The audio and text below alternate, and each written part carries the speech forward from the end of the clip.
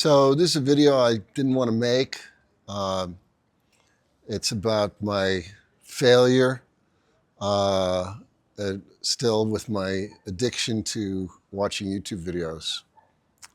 And so what happened, I had a pretty good run, about 4 days in a row of no YouTube videos. And obviously, I'm glad you're watching YouTube. I've been kind of addicted to these political videos, and they're funny. But why did I get back into my YouTube addiction? Because I got a cold, I was feeling crappy, and I didn't want to face that, and I just wanted to distract myself.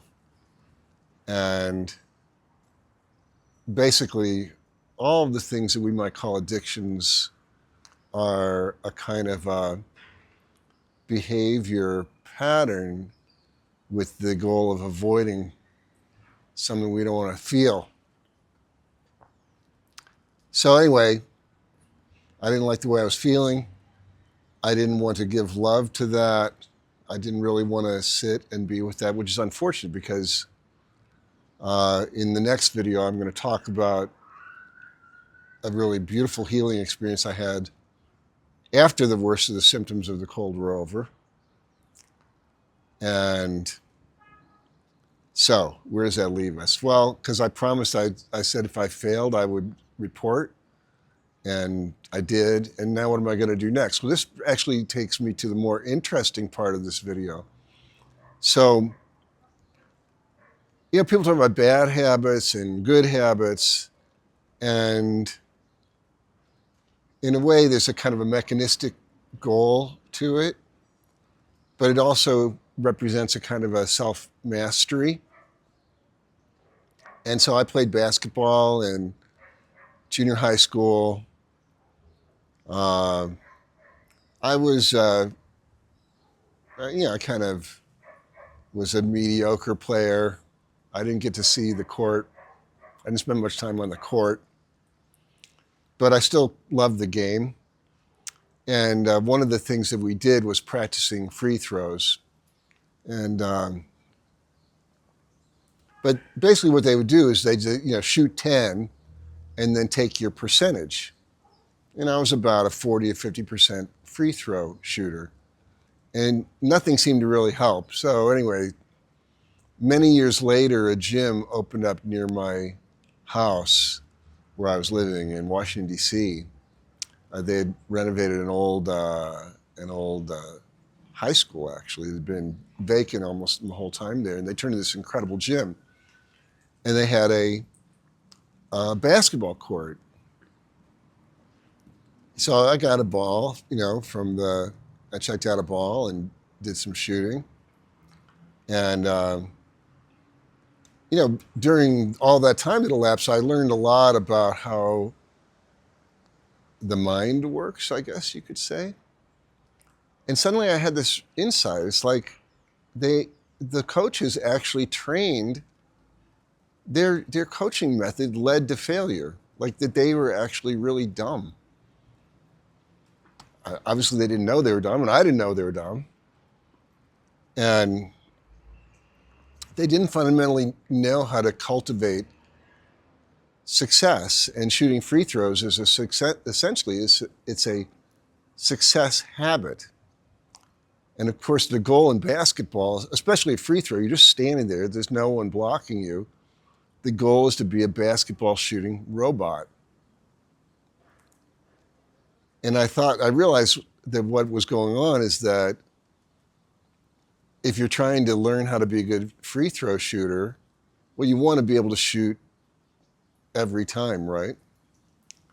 And so the kind of practicing they were doing is like, if you're shooting for a percentage, well, as soon as you miss one, it's kind of like, well, I failed. And the rest, so then you kind of just fluff off and just shoot, and what the hell? That's the attitude. And that's an attitude we can bring to our addictions as well. So what I thought is, instead of shooting 10 and counting how I did, how about I just start at the first one I get in, that'll be one. And then if I shoot the next one in, that's 2. And if I miss the third one, rather than just fluffing off and shooting the rest to kind of see what my percentage is, just stop. Because the goal is to shoot 10 in a row, right? Ideally, 100% out of 10. So I thought, why don't I practice creating a streak rather than just shooting 10 and seeing, did I fail or not? Because, again, like I said, if you miss the third one, you already failed. So I started doing that. And I never shot 10 free throws in a row my whole life playing basketball as a kid. Junior high, I even played at some kind of there was kind of like a league for the losers. We played like all the church, the people who weren't in the public schools, basically. So we got together a little team and we did that. And we had fun. It was great. I got a lot more court time there than I ever did at the school. I had no idea how to be good at basketball, to be honest. I didn't know. So anyway, how do I get good at free throws? So I shot 1. If I failed, I'd shoot more until I got 1. And then then I shot 2. And every time I failed, I just reset the counter back to 0. And here's what I discovered. What I discovered is that every time I got one in, my mind had something to say about that. And it was a little different. So what my mind had to say about, well, the first one you're just shooting, right? Because there's no real risk. But then the second one, it's like, oh, the mind's like, oh, this could be 2 in a row or something like that. Your mind is going off on something. And then 3. And then I found that the farther the streak went, with every sequential shot, there was a different inner mind conversation. And all I did was listen to that, let it die out. And once that got quiet, then I shot the next ball. And literally within a day, I had shot 12 in a row 3 times. And then I was done. I never did it again. It's like, I kind of proved to myself. So let's say you want to be you want to bowl a 300, you want to become a 300 bowler, which, if you know bowling, I'm not going to explain bowling, but again, you'd want to go to a lane and just do exactly, throw a strike. Then throw the next one. If it's not a strike, go back to 0 and start over and build a streak. And so why am I telling you all this now with addiction? Well, I did have a positive run of 4. It was actually way better. And then actually doing the addictive behavior, it was actually really good. And the question is, well, why don't we just keep doing that? Because first of all, there's a lot of grooves. There's something called neuroplasticity. And we tend to kind of groove our neural network according to pattern behaviors, because that's a survival mechanism for us, right? Like there's certain things you don't want to forget that 2 + 2 is 4 every day. And you don't want to forget that stoves are hot every day and have to relearn that. So it takes a little bit of training to rewire our neural network, our biological neural network, to rewire that toward the behaviors that we actually can see are optimal, but we keep falling back to the things that are not. So, okay, already I can say I don't want to make another commitment, but I'm going to commit. I'm going to recommit again right here. It's like, okay, I'm going to see how long a streak can I make? The last one was 4. Can I go a week? Can I go a month?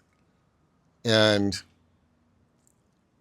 I think, especially with certain kinds of habits, they do provide value. Watching YouTube does provide certain value to me, but it wouldn't kill me to be off for a whole month and to really feel that I have a sense of mastery and to really not watch it unless I have a specific intent in mind, not just an intent to what's new, find out what's new. Like, I don't need to know what's new. In fact, I did some work on myself on this yesterday, and it's like the real driving reason that I watch those political YouTube videos is a kind of an old fear pattern and not feeling safe.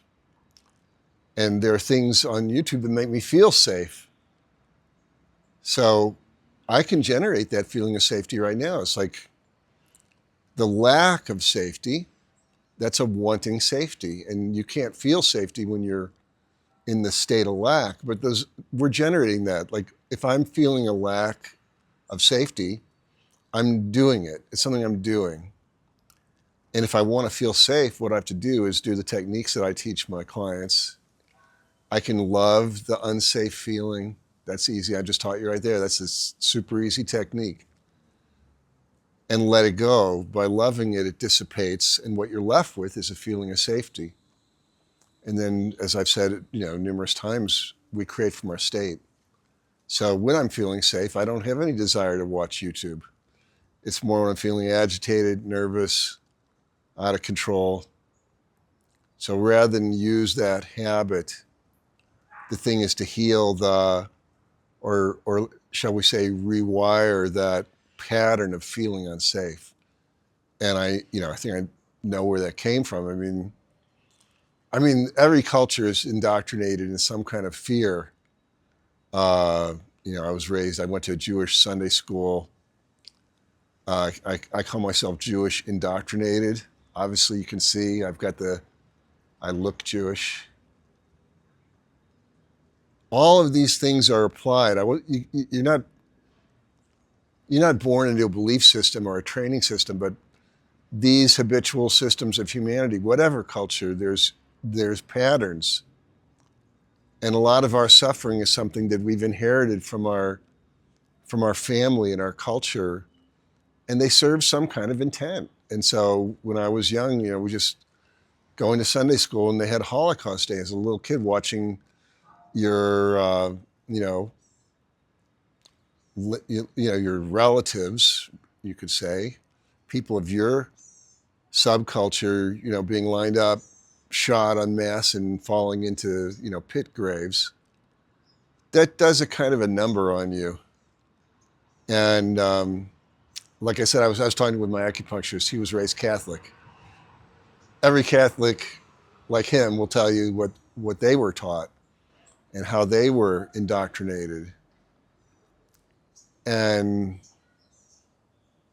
you can debate. I think they were well-meaning. It's like, because it's like, well, never let that happen again. Always look out. Be sure that no one does anything bad to you.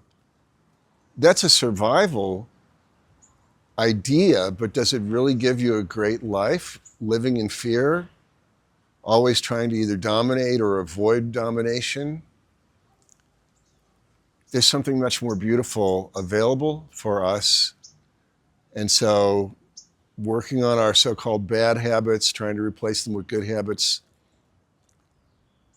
The key is don't beat yourself up when you fail, which is very easy to do. If you beat yourself up, just notice that you're doing that. Noticing that beating yourself up doesn't help. Let go of disapproving of yourself for failing at your goal and start over again. And so this is, this is an alternative, a better way than, in my opinion, than trying to muscle through. Because sure, in my life, I've muscled through a lot of stuff. And when I learned what I'm teaching you now, I realized that like 95% of that effort in muscling through, it's pain inducing. It's not so great. So this is a very finesse approach to having a great life. And I think that,